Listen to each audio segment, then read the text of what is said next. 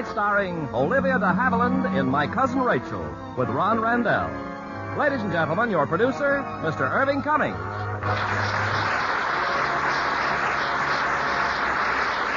Greetings from Hollywood, ladies and gentlemen.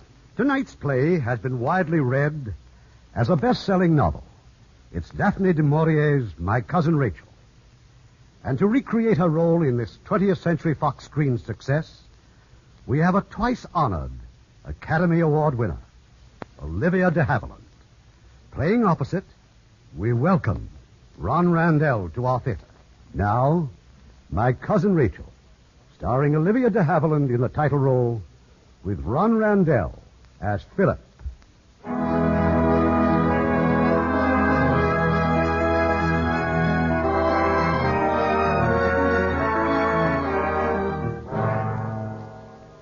Come to me quickly, Philip. She has done for me at last.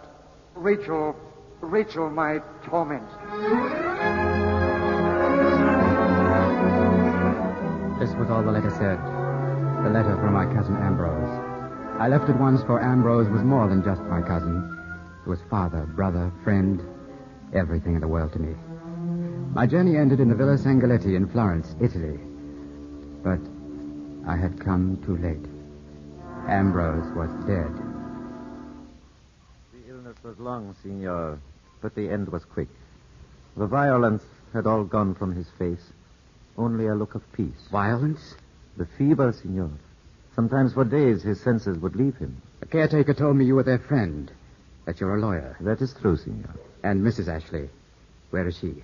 She left here the day after the funeral, at my suggestion. Why was I not informed, at least, of my cousin's illness? His death was sudden, Mr. Ashley. But not so sudden he hadn't time to write to me.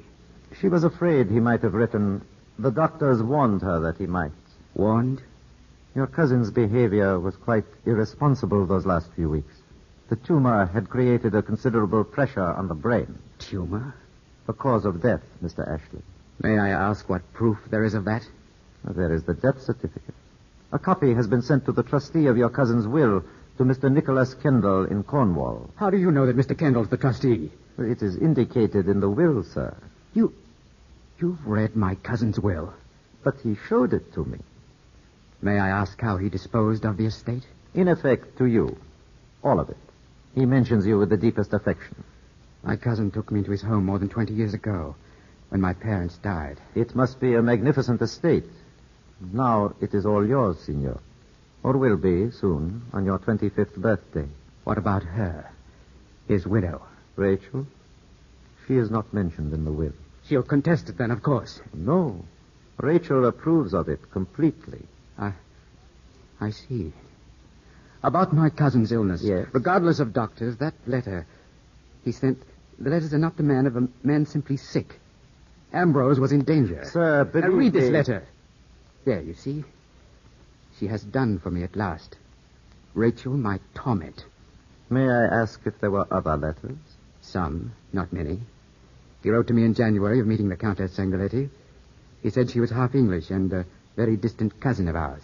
She was a widow then, Signor. And now, so young and beautiful, Rachel is twice a widow. Anyway, Ambrose fell in love with her. The courtship was brief. They were very happy. For how long? Every moment, until he became so ill. Could the illness have been a relapse, Mr. Ashley? Relapse? That's absurd. He was subject to rheumatics in his legs. Our winters are wet and dreary, so he decided to spend a month or two in Italy. Yes. And his other letters? Ambrose wrote that he was ill. He said there was no one he could trust. That she watched him constantly. Believe me, he was deluded by the fever. Why didn't his wife send for me? Your cousin Rachel is a woman of very strong feelings. Such women do not easily acknowledge defeat. They cling to the things they want, and they never surrender. Where is she now? My cousin. I have no idea. Where is he buried? Or don't you know that either? The Protestant cemetery, the stone ordered by Mrs. Ashley, is already in place. When she returns, tell her I was here. And tell her that I know how Ambrose died. Rachel is a woman of impulse, Signor. There is no assurance she will ever come back to Florence.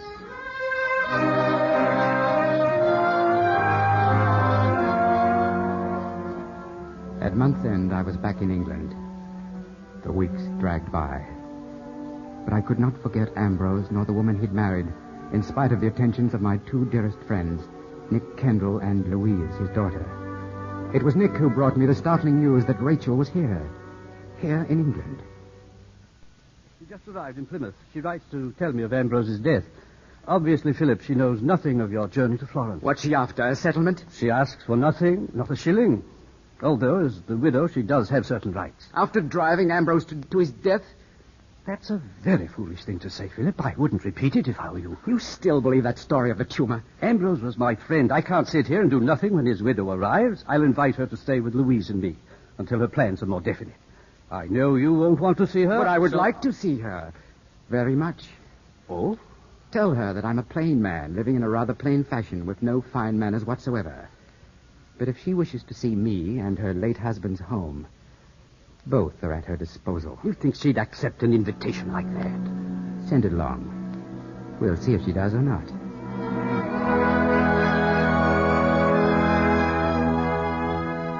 My invitation was accepted. Rachel came.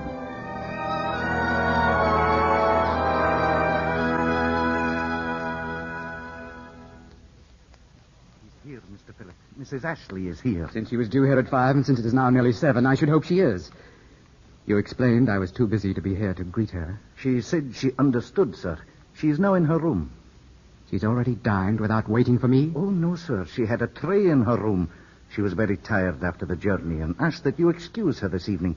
But if you wish to see her after dinner, she'd be pleased to receive you. In her room? Yes, sir. That's all, Seacombe. Thank you.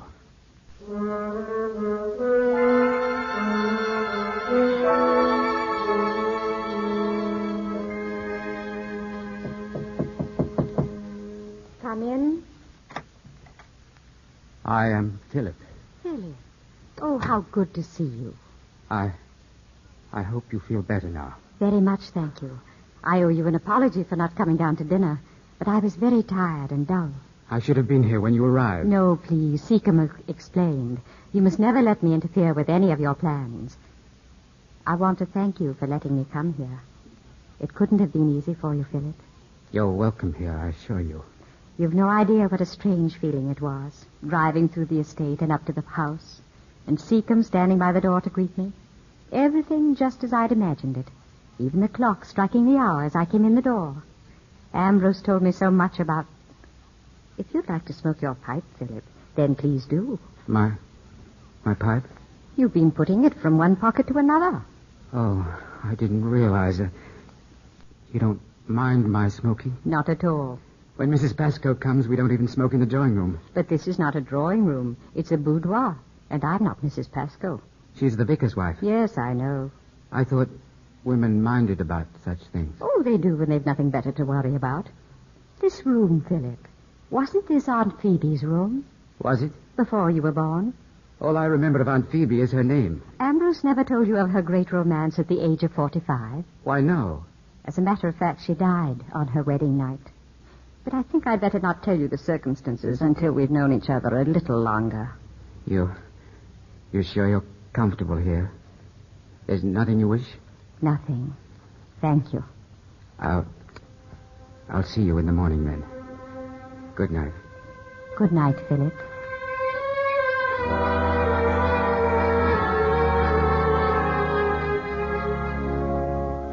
That Sunday after church, it was Rachel who reminded me of a custom that Ambrose was so fond of, luncheon with the Kendalls and the Pascoes. And it was Rachel who suggested that she drive back with Nicholas Kendall, while I should return with his daughter, Louise. Well, Philip, what did Rachel say? About what? Well, didn't you accuse her? No, Louise. Not yet. You've said nothing at all about the way that Ambrose died. I haven't had the right opportunity. I must say she's not at all the sort of person I thought she'd be. She's very beautiful, but middle-aged, of course. Quite 35, I should say. She could be 99 for all I care. At 99, women don't have eyes like that, nor that complexion. Nor do they dress like that, nor look so well in mourning. What are you trying to tell me? Nothing you don't already know, I'm sure.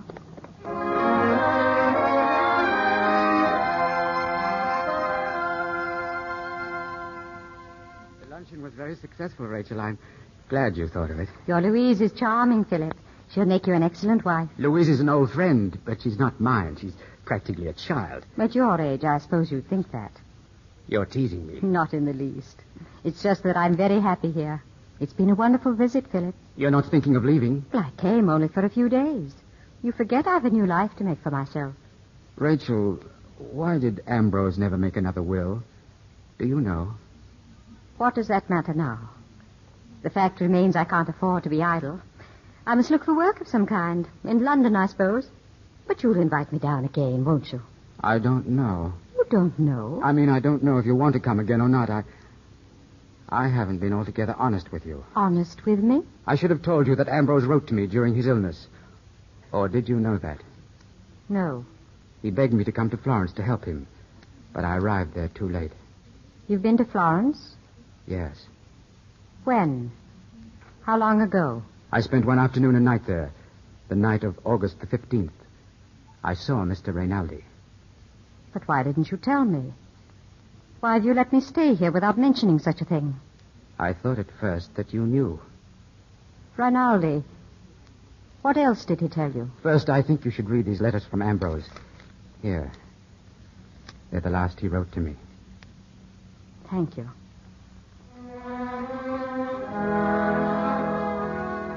I tried not to look at her while she read, but I couldn't keep my eyes from her face. But there was nothing I could define, only her beauty. And then...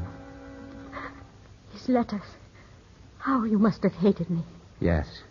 Philip, why did you ask me here? To accuse you. Of what? I'm not sure. Perhaps of breaking his heart, which would be murder, wouldn't it? And then? To make you suffer. And then I suppose to let you go. That was merciful of you. More merciful than I should deserve. If that was what you wanted, watch me. Watch me now. Watch me as much as you wish. No, please. Please don't. You're not that woman. You're not the woman I hated. How do you know I'm not? That was someone who existed only in his poor, sick mind. It's very generous of you, Philip. Someday I'd like to tell you about it. About Ambrose and me and our marriage. As much of it as I understand, anyway. I'd never even met a man like him. Strong, tender, without conceit of any kind. For the first time in my life, I knew what peace was. As for him, he was like someone sleeping who'd suddenly wakened and found the world with all its beauty and sadness, too. Guido Rinaldi, whom he detested as much as you probably do, Guido told me once that Ambrose wakened to me as some men waken to religion. But a woman, unhappily, is not religion. She's a human being with human faults, and she shouldn't be judged by the same rules. Ambrose expected too much of you. In any case, finding religion doesn't always improve a person. And waking to the world didn't help Ambrose. He changed. His nature changed. How? That's a question I wish from the bottom of my heart I could answer. The doctors said it was his illness. That out of pain and fear, these deep-hidden thoughts and suspicions came to the surface. But how can I be sure that it wasn't something in me that brought them out? Rachel. You're quite sure you don't hate me now? Why should I? I'm very glad. Good night.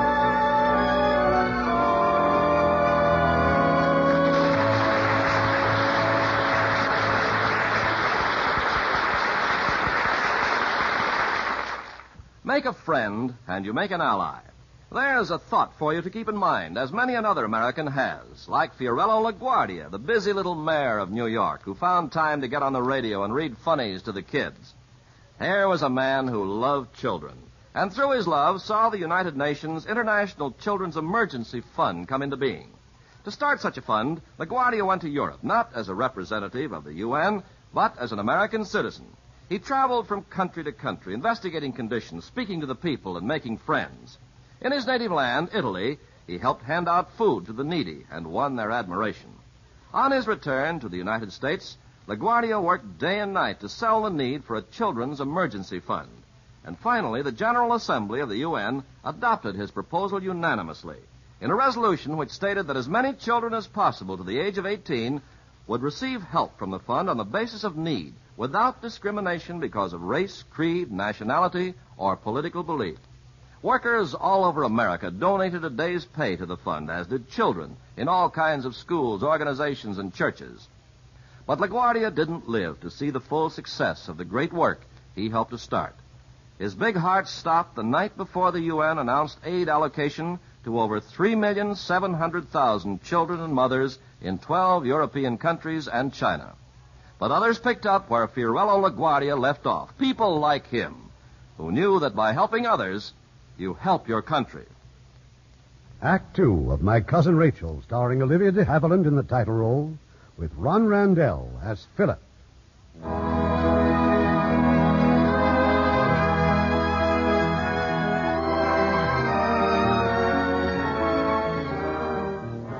I left the house early the next morning. There was a matter of great importance to bring before my friend and neighbor, Nicholas Kendall. Money, Yes, she's penniless, Philip, I'm sure. Then we've got to do something, Nick. Well, how much would you suggest? £5,000 a year. 5,000? But that's a tremendous sum. The entire property might have been due to her. You'll direct the bank to make quarterly payments. No, not until you think it over. I did think it over all night long. Very well. I gather that your cousin Rachel will be leaving us soon. It is my earnest hope she'll delay her departure, at least until after Christmas. But that's several weeks off. Yes. Oh, my best to Louise, Nick. Thank you. I'll tell her you dropped by. I invited half the village to our party on Christmas Eve. Early in the evening, before the guests arrived, I stood with Rachel before the fire. The wine, Philip. Aren't you going to drink it? I'm thinking of a toast, but it's not elegant enough. I want to drink to you, Rachel. To my distant but very dear cousin. And I drink to mine with a heart full of love and gratitude. This is for you. Merry Christmas, dear Rachel. Philip. Put it on. Oh, it's the most beautiful necklace I've ever seen in my life. May I kiss you, Philip? Oh, thank you, darling.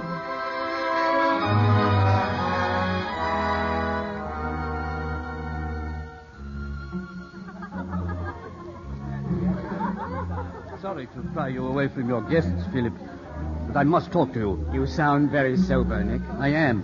Your cousin Rachel, where did she get that necklace she's wearing? I gave it to her. Why? That necklace is part of your family's collection. It won't be yours for another 3 months. Not until your birthday. Very well, then. I've loaned the necklace to her for 3 months. Listen to me, Philip.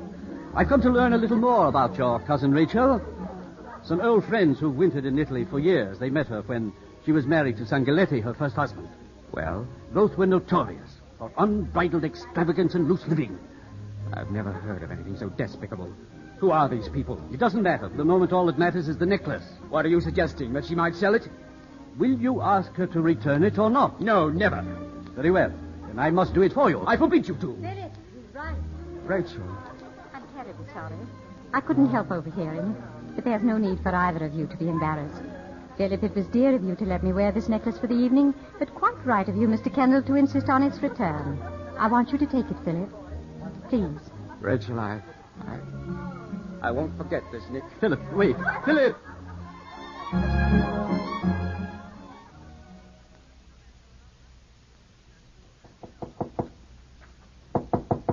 Who is it? It's I, Philip. May I talk with you? Just for a moment. I assumed you'd retired. It's quite late. I've been writing a letter. Philip, you mustn't mind about the necklace. Really. It doesn't matter, dear. Not in the least. That stupid, unspeakable Now oath. you're acting like a child. I'm not a child, and I ask you please to remember that. But I do, darling. I'm 25 all but 3 blasted months, and I object to any further patronage from anyone. My mother wore that necklace on her wedding day. Before that, her mother. Don't you realize why I wanted you to wear it, too? Good night, Philip. And bless you. May I kiss you good night? Oh, my dear.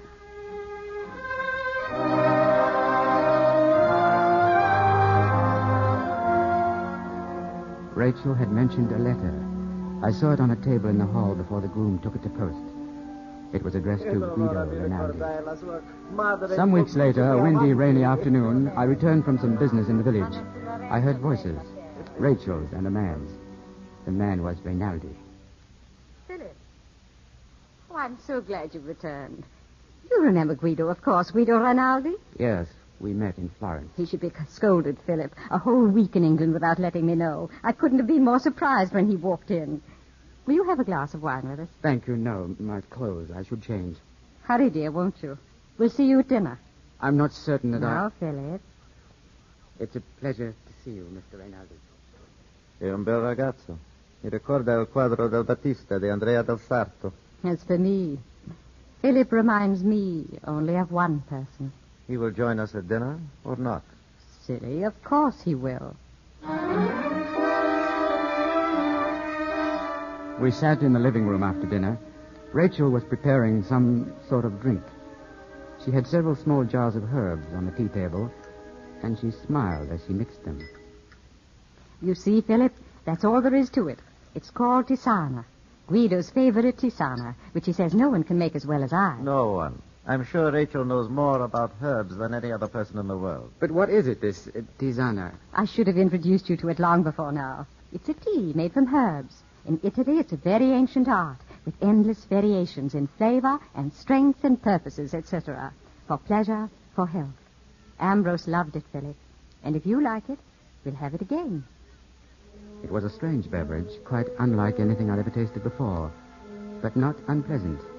We sat and talked, but I could see that Rachel was becoming restless. Would you excuse us, Philip? Guido and I still have a good deal of rather dull business to discuss, and I believe it can be done more conveniently upstairs. Certainly. You'll join us later? I'm afraid not, thank you. I'm suddenly rather tired. If you change your mind, come in at any time. Guido? In a moment, Rachel. Mr. Ashley, I must thank you for all you have done for your cousin, and for your most generous allowance. I understand now with what regret Rachel will leave here. If and when she does. Of course. About the allowance, it may please you to know that such an arrangement was precisely what Rachel had in mind for you if the other will had been signed. Other will? She didn't tell you.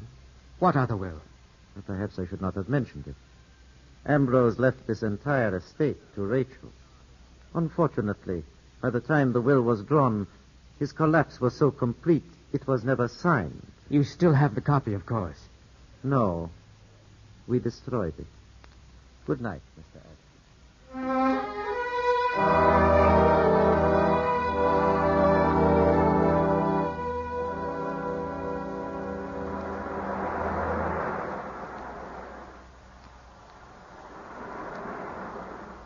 You'll have to go further than this to escape me, Philip. How did you know I was here? You always fly to the beach when you're angry with me.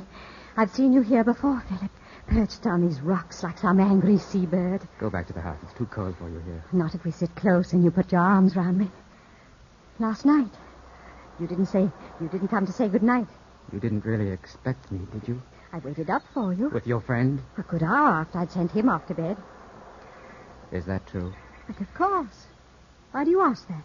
Where is he now? On his way back to London. Oh. I'm terribly sorry. You're a goose. You really do think me a fool, don't you? I've told you not to say that. It's absurd. I become fonder and fonder of you with each day that passes. And each day that passes, I'm more and more determined that I shall never let you leave here, Rachel. Rachel.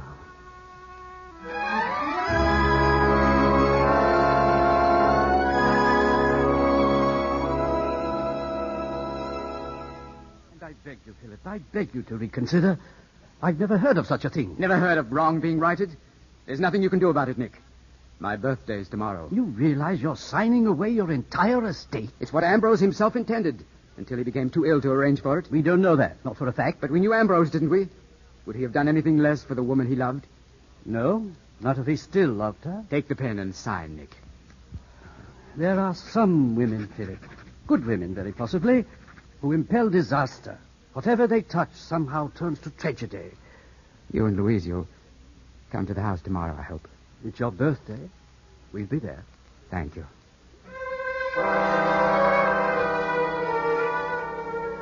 I don't remember ever knowing the delirium of happiness I knew at that night, standing under Rachel's window, calling her name. Philip, what on earth? Did I wake you? Yes, you did. What are you doing there at this hour? Philip, no. You'll fall and hurt yourself. Only a cloud would walk upstairs on such a night. A man in love must scale the walls. You've been drinking. I'm drunk. On love, and I'm here, and we're alone. Don't you know what day this is? It's not day. And if it's your birthday, you mean that's not till tomorrow. The clock's already struck. Tomorrow's here. Your hair's wet. Yes, I've been swimming in the sea. How could you in this weather? Do you remember what your mother used to tell you, what must happen on a birthday? No, but it was something foolish, I'm sure. That on a man's birthday, his every wish must be granted. No, that's not it at all. That's exactly what you told me not a week ago. Only up to the age of 10. There was no such restriction as that. You said. Then there is now, to the age of 10 and not 1 day older. Very well, then. Suppose this time we reverse it. The celebrator will try to grant your every wish. Whatever you want. Home, fortune, or perhaps the contents of this box. Here, open it. No. Then I shall. Philip. Remember the necklace. All this goes with it. Are you out of your mind? It's my 25th birthday, and everything I have is yours. Darling, this is impossible. No, you mustn't. This is right. These jewels belong to you. As for this very legal piece of paper, you can read it later. What is it, Philip? Tells you what is yours. This home, this land, everything, which always should have been yours anyway. No. And if I owned the world, that would be yours, too. And all I have for you is a little pin for your cravat. Blessed creature. You remember once I told you there was nothing else I needed but the warmth and comfort of these four walls? I remember. I was wrong. I know now there is something else. Are you very sure of that? More sure than of anything else under the sun. Philip.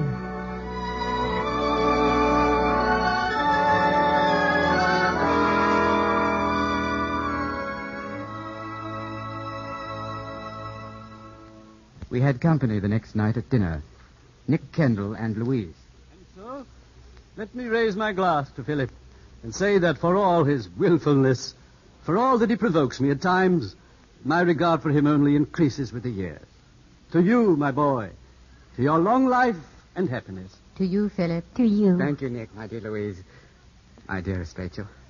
And now I, too, have a toast. To Rachel, who is to be my wife.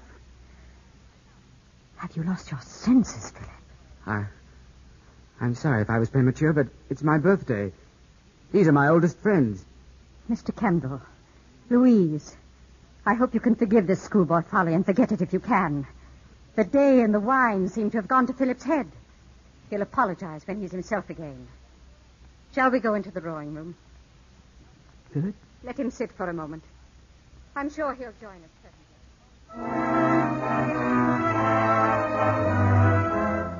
Later, after Nick and Louise had gone, I stood in the darkness on a landing of the staircase. Rachel was approaching, a candle in her hand. You frightened me. I thought you'd gone to bed. Not before I've begged your forgiveness. Then you may go now, before you think of some other mischief to do. They won't betray us, believe me. Betray us? Oh, what a humiliating thing to say. You're still angry. And ashamed. You were neither angry nor ashamed last night when you promised to marry me. I promised to marry you? But you couldn't possibly have misunderstood me. What else could I have been asking that meant all the world to me? Whatever you may have thought, I gave no such promise nor anything like it. Then let me ask you now in the plainest of language. Will you marry me? No, Philip. And you may take that as final and forever. Now may I go to my room? But you loved me. I know you did. It couldn't have been pretense. That was last night. And you'd given me the jewels. Philip, you're hurting me. No. Let me go.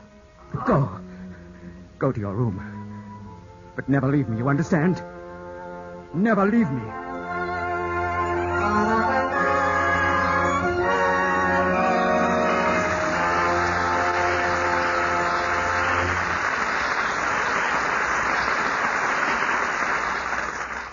We have a story here that pretty well illustrates the difference between two beliefs, two ways of life. Unless you've been stationed there, you probably haven't even heard of the place called Hersfeld in Germany. It's close to the border between the Russian and American zones. In the Russian zone, little by little, the last vestiges of freedom and human dignity are being stripped away, and the people look with fear at their conquerors. But just a step across the border, there's a different spirit. The men of our constabulary squadron there set out to do a big job, one that you won't find listed in Army manuals. On their own initiative, on their own time, they built up a community instead of reducing it to nothing. In 2 years, this little group of men raised more than $40,000 to be used for assorted good works, to help the aged and the homeless and the unemployed. The biggest single accomplishment was an $11,000 donation toward construction of a new orphanage. And the work still goes on, giving new hope for the future. Yes, such acts by you and your friends today are shaping our world of tomorrow.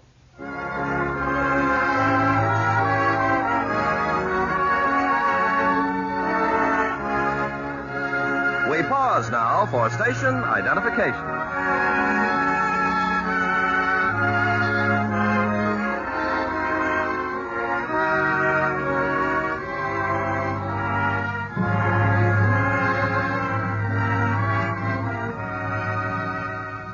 The curtain rises on Act 3 of My Cousin Rachel, starring Olivia de Havilland in the title role, with Ron Randell as Philip.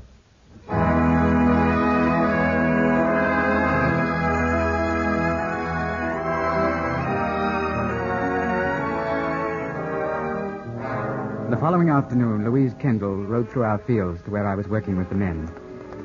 She reined her horse and called to me. I've come to talk to you, Philip, about last night. It was my own fault. I misunderstood Rachel. I've never misunderstood her. Nor ever liked her. Not since the day she arrived. Oh, Philip, do you really love her so much? Twice I've asked her to marry me. When the time is right, I'll ask her again. She'll never marry you. Perhaps not. That document you gave her, the deed to this estate, she brought it to my father this morning. Yes, I know. Why? Well, some of it wasn't altogether clear to her. Yes, and one point in particular. The conditions of remarriage. It simply says that if Rachel marries while I'm alive, the estate reverts to me. But if she marries me, the condition has no meaning at all. No, but remember this. A wife cannot take her husband's money into another country, such as Italy. Nor can she herself wander away whenever the impulse seizes her. Oh, Philip, how can you be so blind? Because I love her. Because she's everything I think and feel and want, and there's no room in me for anything else, nor ever will be again. Now, do you understand? Yes, Philip. All too clearly.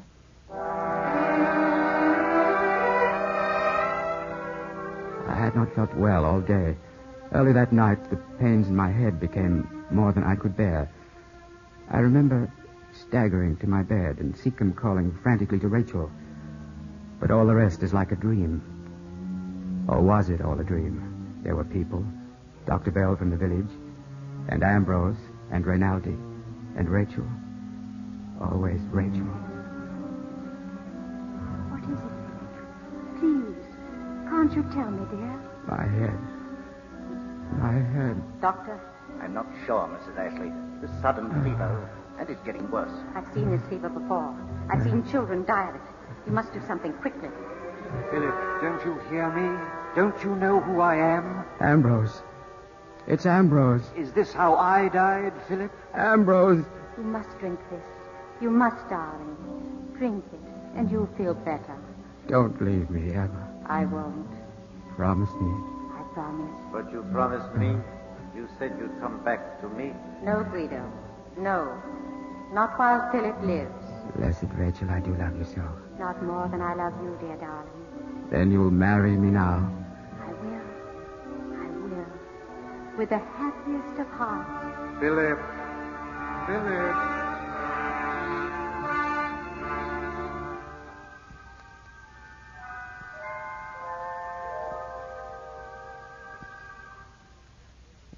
Rachel? At long last. Oh, my poor Philip. I feel strange. I shouldn't wonder. You've been very ill for a long time. How long? More than 3 weeks. It's not possible. What happened to me? On the continent, we call it meningite. But none of the doctors here ever seem to have heard of it. Then how did they... We worked it out together. I told them what I'd seen done in Italy, such as puncturing the spine to take out the fluid and letting into your blood a serum I made of herbs. You don't remember that? Rachel, I feel so sorry for you. For me? For having such a poor, weak stick of a husband on your hands. Husband? Please, dear. No more talking now. Later, perhaps. Later.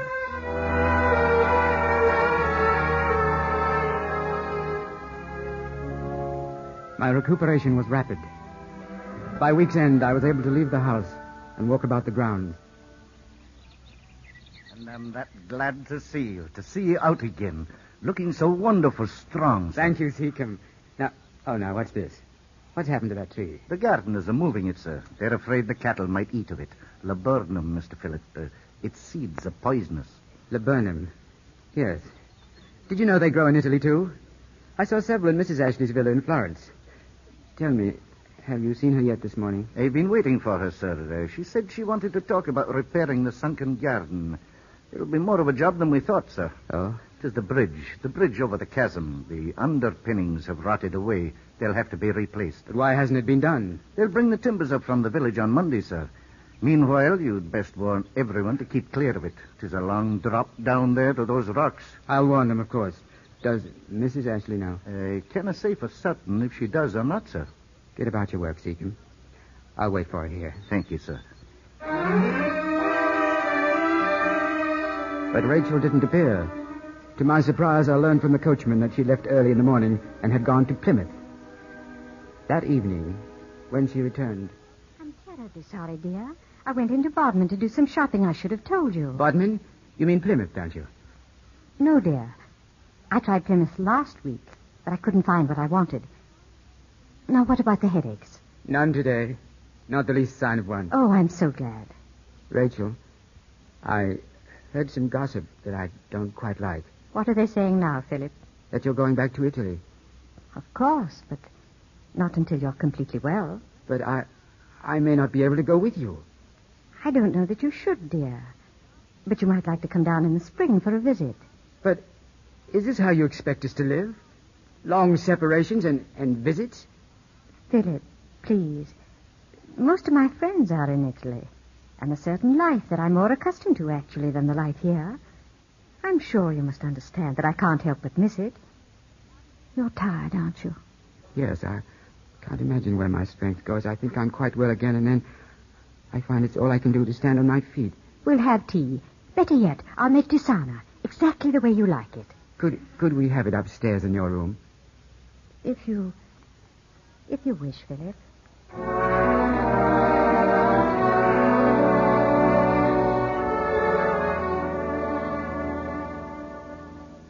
And someday we must set a metal plate on the wall. Here in this room, Philip Ashley first set eyes on his cousin Rachel. This is our home. Our true home. It's getting late, dear. You need your sleep. You want me to leave? I think you should. Don't you think we can tell them now? Tell them what? Everyone, that we're married now. But we're not, Philip. Not what? We're not married. But of course we're married. On my birthday. You can't have forgotten. It is true, isn't it? No, Philip.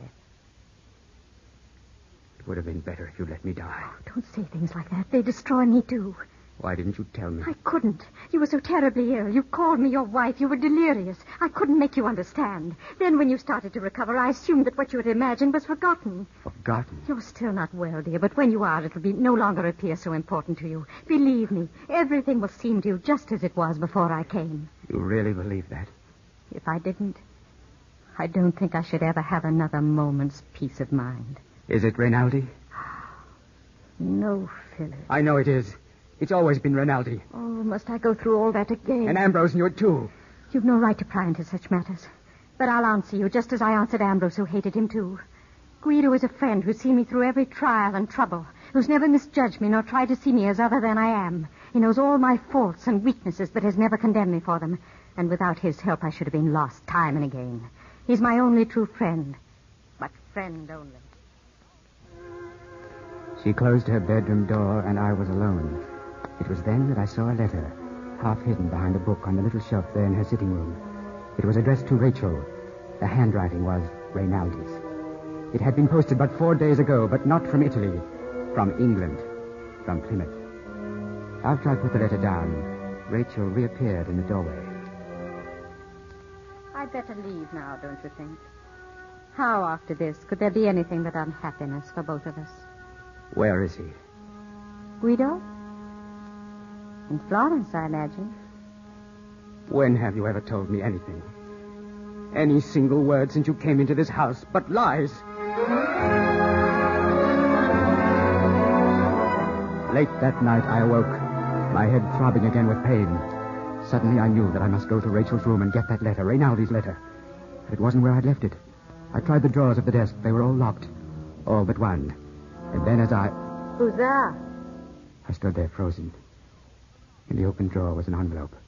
I took it and fled. It was all I could do to reach my room. The envelope, it was not the one I'd hoped for. There was no letter inside.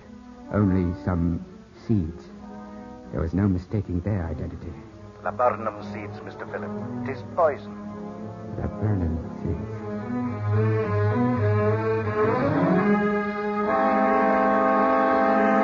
Rachel did not leave her room until the afternoon of the following day. I learned from Seacombe that she'd spent the morning packing. And I'll be leaving here early this evening, Philip. I understand there's a vessel sailing from Plymouth in the morning. Don't you think we might be friends for these last few hours? Of course.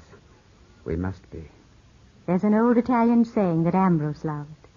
No rammentare che le ore felici. Remember only the happy hours. That, I think, is the way it should be with us. It's a beautiful thought. There are moments when I could swear that Ambrose lives all over again in you.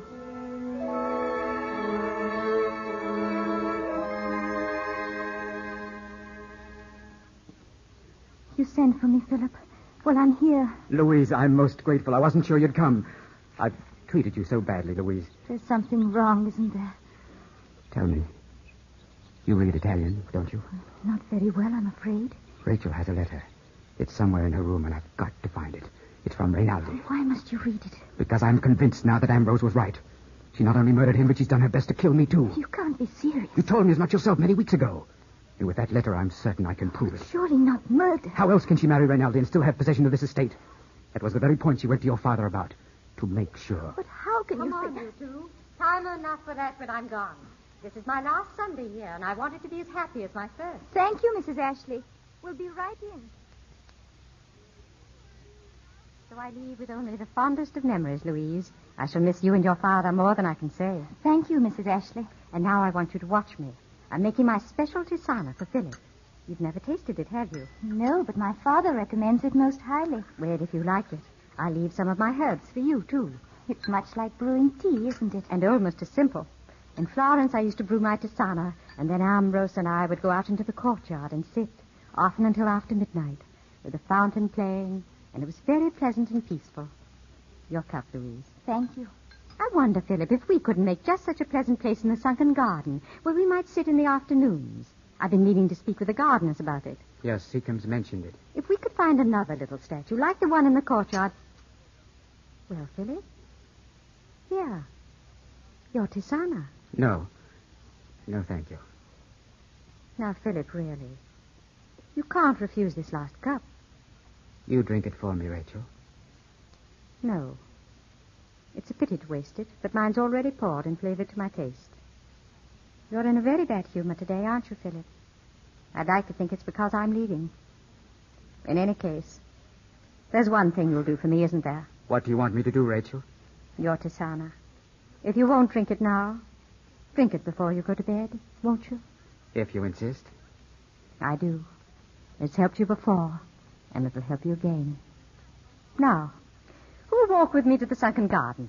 I've just thought of a little statue I can get in Florence, and I want to make sure in my mind how it'd look from the other side. If you don't mind, Louise must leave in a few minutes. I promised to show her an old map of the estate that someone left with Seacombe yesterday. Of course. You should. I'll go alone, then. I'm frightened, Philip. Reynaldi's in England, Louise. In Plymouth. But he told my father he was going back to Italy. She's been seeing him there for weeks. She's been lying about that just as she's been lying about everything else. What about the letter? Come along. We'll go up to her room. What if she's destroyed it? We'll find that out soon. Here's an odd one. Look. A receipt from the bank. She sent them back the jewelry collection. Sent it back? But it's worth a fortune. Yes, how clever of Rachel. That letter. That letter. Philip, look. Here, under the writing pad on the desk. This is it. There, you see the Plymouth postmark. Hurry, open it up. Well, it's in English. What does it say? Rachel, love. My ship sails Monday midnight. If I don't see you before then...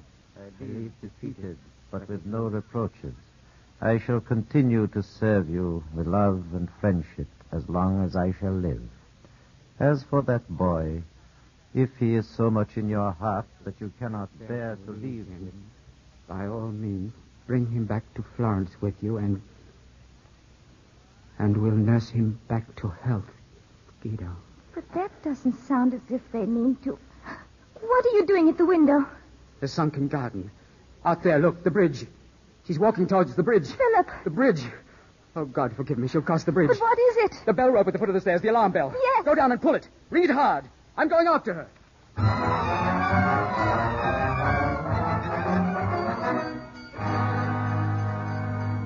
Rachel! Rachel, wait! Don't go any further. Stay where you are. Mr. Philip! Seacombe, where is she? Have you seen her? I was just coming for help, sir. The bridge. She's down there, sir, crushed on the rocks.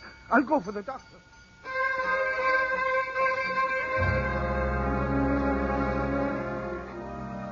I'm here, Rachel. Darling. Oh, please. Please. Why, Philip? Why did you do it? Rachel. Rachel.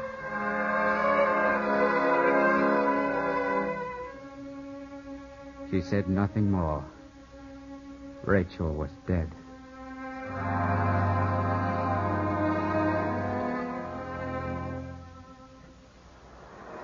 It is night now, and I stand on the rocks that overlook the sea. Blessed Rachel. Only you can know now this burden that I must carry to the end of my days. This question that I must ask myself again and again every day of my life. Never to be answered now until we meet at last in purgatory. Were you innocent? Or were you guilty? Rachel, my torment, my blessed torment.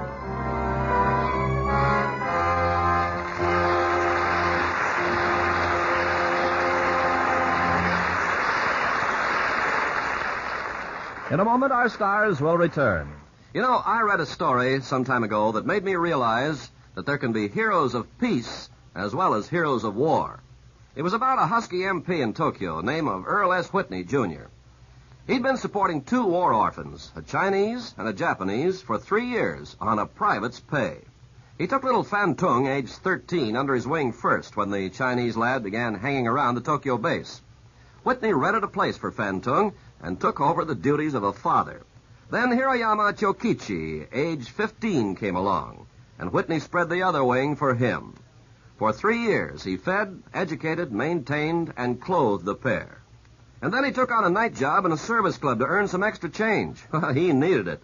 His army pay was $111.90 a month, and he spent about $100 a month on his 2 kids. He called the boys Mickey and Jimmy Whitney, and hoped that someday they'd all wind up at his home back in Southern California.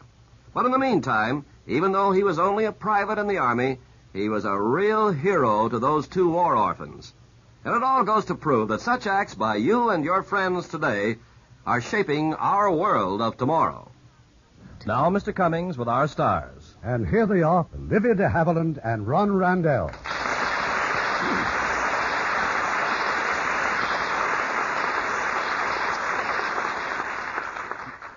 Now tell me, do you think Rachel really was trying to poison Philip? I refuse to answer on the grounds it may incriminate me. I wonder what Daphne du Mario would answer. Well, I don't know, Ron, but I love the book. She's one of the favorite English authors of so many people. I have a favorite, too. C.S. Forrester. I'd like to recommend his Sailor of the King, which 20th Century Fox has just made into an exciting motion picture. I understand you have an exciting picture for the next Monday show. We think it'll keep you right on the edge of your chair, because it's the story of an almost perfect crime, an extraordinary plot which required perfect timing. It's 20th Century Fox's absorbing drama of The Steel Trap.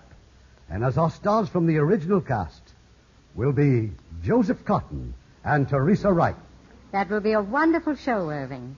Good night. Good night. Good night, and thank you for a memorable evening.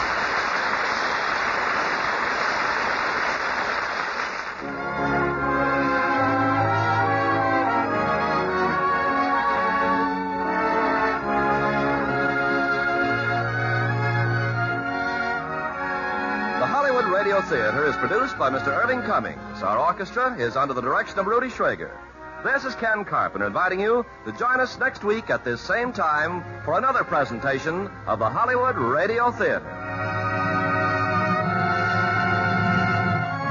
Hollywood Radio Theater is a presentation of the United States Armed Forces Radio and Television Service.